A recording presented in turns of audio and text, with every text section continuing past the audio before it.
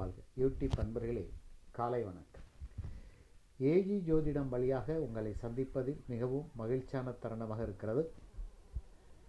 ராகு கேதுடைய பெயர்ச்சி ஒவ்வொரு ராசிக்காக போட்டுட்ருக்குறோம்.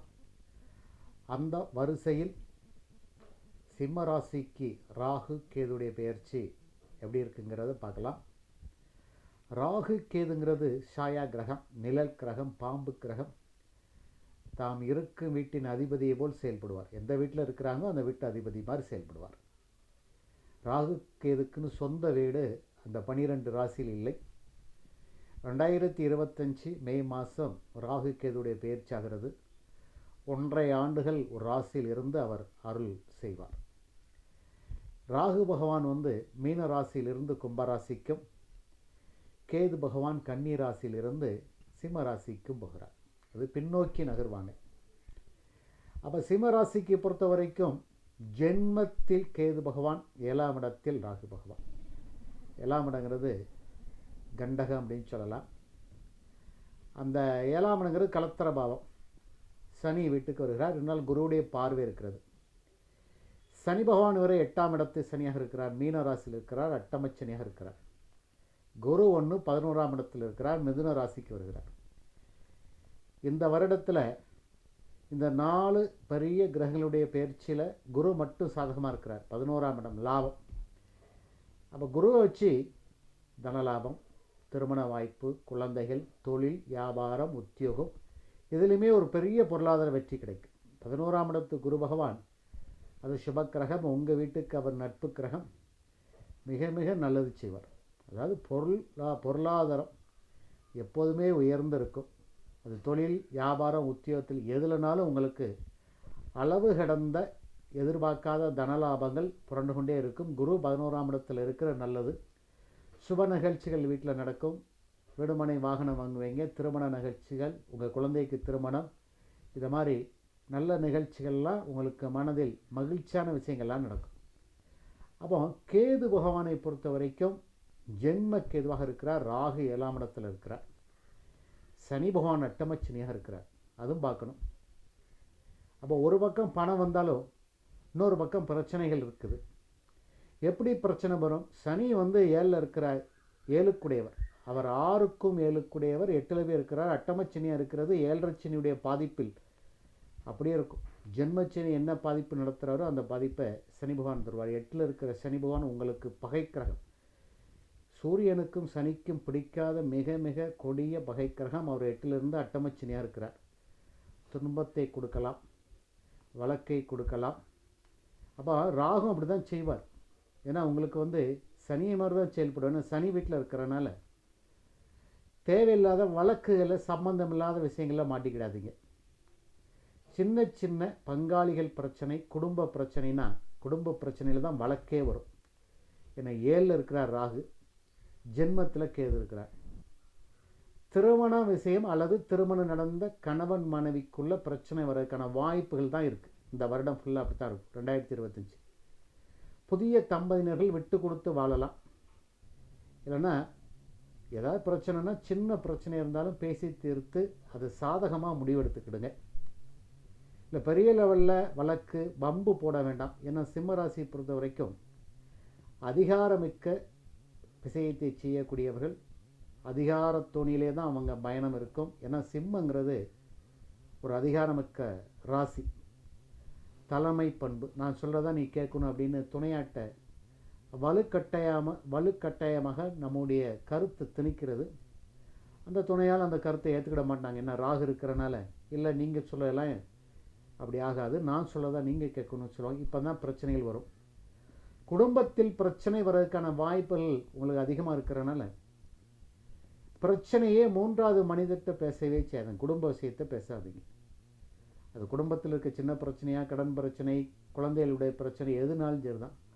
அதை உங்கள் குடும்பமாக கூடி நின்று பேசி அதுக்கான முடிவு எடுத்து வெளியில் விஷயங்கள் வீட்டுக்கு வெளியே போகாமல் பார்த்துக்கிடுங்க. குரு பார்க்குற ராக இருந்தாலும் ராகு சனி வீட்டில் இருக்கிறார். சனி பகவான் 8ல் இருக்கிறார். அட்டமச்சனியாக இருக்கிறார். அப்போ ராகுவும் சனியும் சேர்ந்து உங்களுக்கு இடுபடங்களை தரக்கு காத்திருக்கிறாங்க. இப்போ பழைய வழக்குகள் எல்லாமே இப்போ தூசி தட்டப்படும். விபத்துகள் கண்டங்கள் ஏற்படுவதற்கான வாய்ப்புகள் இருக்கிறது. வாகனத்தில் பயணம் பண்ணும்போது அவசரப்படாமல் மெதுவாக பயணம் பண்ணுங்கள். உடம்பில் சின்ன சின்ன காயங்கள் ஏற்பட்டாலும் நல்ல மருத்துவரை அணுகி அதுக்கான தீர்வு காண்டுக்கலாம். இல்லை தீராத நோய் இருந்தாலும் நல்ல சரியான மருத்துவரை அணுகி அதுக்கு தீர்த்துக்கிடுங்க. சின்ன விஷயங்களாக இருந்தாலும் அது உடம்போ குடும்பத்தில் இருந்தாலும் பெருசுப்படுத்தாமல் உடனே அதுக்கு தீர்வு காணுங்க. அதான் நல்லது. வேறு ஒன்றுமே இல்லை. இந்த விஷயத்தை ஆற போடாமல் அந்த விஷயத்தை சாதகமாக உங்களுக்கு எப்படி பேசுனா அது சாதகமாக முடியுமோ அந்த அளவுக்கு முடித்துக்கிடுங்க. அதான் ரொம்ப நல்லது. பங்காளிகள், பங்குதாரர்கள், தொழில் வழி கூட்டாளிகள், இந்த இடம் பிரச்சனையை எப்படினாலும் எடுத்துக்கிடுங்க. நீங்கள் வேலை செய்கிற உத்தியோகத்தில் இல்லை பக்கத்து வீட்டுக்காரனாலும் பிரச்சனை வரதுக்கான வாய்ப்பில் இருக்கிறது. சின்ன இடத்தகராறு, ஒரு அடியில் பிரச்சனை வரும். வேலை செய்கிற இடத்துல உங்களுடைய கீழ்நிலை பணியாளர்கள் உங்களுக்கு கண்டிப்பாக ஒத்துழைப்பு தர மாட்டாங்க. இது நாள் வரைக்கும் சொல்லிட்டு அடிப்பாங்க, நல்ல மரியாதை கொடுப்பாங்க. இப்போ நம்ம மரியாதை இல்லையே, நம்மளை மதிக்க மாட்டாங்கன்னு ஒரு ஆதங்கம் ஏற்படும். அது சரின்னு தான் போகணும்.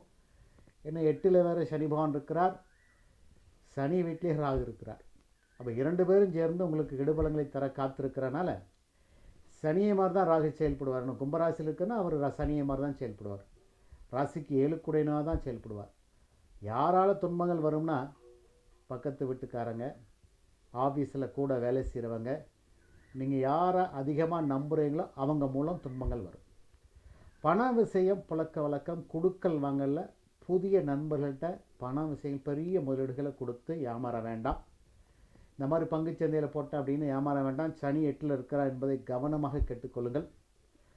ஆன்லைன் பிஸ்னஸில் போட்டேன், அவங்க சொன்னாங்க எனக்கு வட்டி அதிகமாக வரும் அப்படின்னு இந்த ஆப்பில் பணம் போட்டேன், ஒன்றுமே போச்சு. ஃபோன் பண்ண எடுக்கவே மாட்டான்.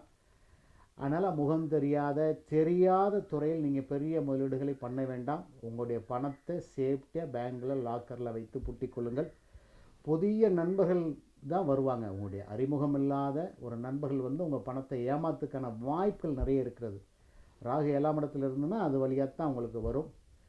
தேவையில்லாத கூடா நட்புகள் ஏற்படுவதற்கான வாய்ப்பு இருக்குது. எதிரி பாலினத்திடம் கவனமாக பழகுங்க. அது ஆணாக இருந்தால் பெண், பெண்ணாக இருந்தால் ஆண். 7ஆம் இடத்தில் ராகு இருக்கிறது நல்லது இல்லைங்க. திடீர்னு அது ராகு வந்து போகக்காரகன். மதம் விட்டு ஜாதி விட்டு ஏதாவது ஒரு ஈர்ப்பு வந்துடும். அப்போ அதனால் பெரிய குடும்பத்தில் சிக்கல்களும் பிரச்சனைகளும் பண விரயங்களும் வழக்குகளும் இதெல்லாம் வரதுக்கு வாய்ப்புகள் இருக்கிறது. மன உளைச்சல்கள் இருக்கும். கேது பகவான் வேறு ஜென்மத்தில் இருக்கிறார். அப்போ அவசரப்பட்டு ஏதாச்சும் செஞ்சுருவோம், இல்லை தான் எல்லாம் செஞ்சால் கரெக்டாக இருக்குது அப்படின்னு சொல்லி நம்ம நினைக்கிறதெல்லாம் கரெக்ட், நம்ம செயலெல்லாம் கரெக்ட் அப்படின்னு சொல்லி ஏதாச்சும் செய்வோம். ஆனால் அது அந்த முடிவு ரொம்ப தவறாக இருக்கும். கவனமாக செயல்படுங்க. கேதும் ஜென்மத்தில் இருக்கிறனால அந்த அவசரம் இல்லாமல் ஞானமாக புத்திசாலித்தனமாக செயல்பட்டு குடும்ப விஷயத்தில் மட்டும் கவனமாக செயல்படுங்க. தொழில், வியாபாரம், உத்தியோகத்தில் குரு 11ல் இருக்கிறனால நல்ல தனலாபங்கள் வரும். அதனால் யாரையும் நம்பி பணம் கொடுத்து ஏமாந்துடாதீங்க. புதிய நண்பர்களுக்கும் புதிய பங்காளிகளுக்கும் பெரிய தொகையை ஜாமீன் கையெழுத்து போட வேண்டாம். இடப்பிரச்சனை, சின்ன பிரச்சனை இருந்தாலும், வழக்குகள் இருந்தாலும் அது பெரிய லெவலில் அந்த திசை மாறாமல் அது சின்ன பிரச்சனையாகவே பேசி முடித்து அதை உங்களுக்கு சாதகமாக கொண்டு வாங்க. பணிந்து போங்க. 8ல் சனி இருக்கிறார். மதிப்பு மரியாதை முந்தி மாதிரி இருக்காது. குடும்பத்திலையும் சரி, வேலை செய்கிற இடத்துலையும் சரி, உங்கள் அதிகாரத்தெல்லாம் கண்டிப்பாக செலுத்தாதீங்க. அதிகாரம் செலுத்தக்கூடிய காலங்கள் இப்போ இல்லை. நீங்கள் அதிகாரத்தை செலுத்துனீங்கன்னா திருப்பி கீழ்நிலை பணியாளர் உங்கள் அதிகாரத்தை உங்கள் மேலே செலுத்துவாங்க. 8ல் சனி இருக்கிறார், அட்டமச்சனியாக. அதனால் கவனப்படுத்திக்கிடுங்க. அதனால் இந்த நட்பு வட்டாரம் இதிலெல்லாம் ரொம்ப கவனமாக இருந்தால் இந்த ராகு கேதுவுடைய கெடுபலங்களை குறைத்து கொள்ளலாம். ஏன்னா குரு 11ல் இருந்து லாபங்கள், தனலாபங்கள், பொருளாதாரம், வேலைவாய்ப்பு, உத்தியோகம் எல்லாமே பிரமாதமாக இருக்கும். 11ல் இருக்கிற குரு நல்லது தான் செய்வார். அதை நீங்கள் தக்க வைத்துன்னா ரொம்ப அமைதியாகவும் புத்திசாலித்தனமாகவும் தெளிவாகவும் சிந்தனையோட உங்கள் பண விஷயத்திலலாம் கவனமாக இருந்தீங்கன்னா குரு தரும் இந்த ஆண்டு தரும் தனலாபங்களை அப்படியே கட்டி காப்பாற்றி கொள்ளலாம்.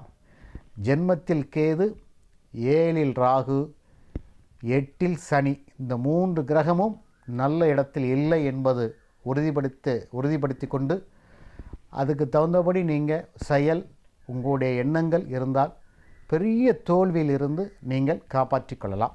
இந்த வீடியோ பிடிச்சிருந்தனா லைக் பண்ணுங்கள், ஷேர் பண்ணுங்கள், சப்ஸ்கிரைப் பண்ணிக்கிடுங்க. ஒரு பெல் பட்டன் வரும், அதையும் அழுத்திக்கிடுங்க. அப்படின்னா நாங்கள் போடுற ஒவ்வொரு வீடியோவும் உங்களுக்கு நோட்டிஃபிகேஷன் வரும். நன்றி, வணக்கம்.